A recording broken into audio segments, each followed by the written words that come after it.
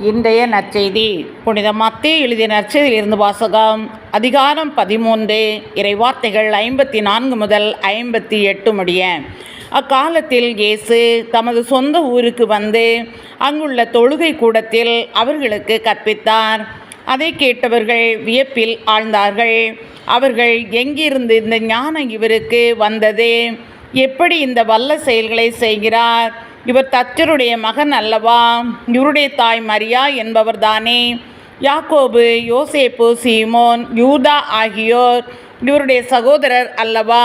இவர் சகோதரிகளில் எல்லாரும் நம்மோடு இருக்கிறார்கள் அல்லவா?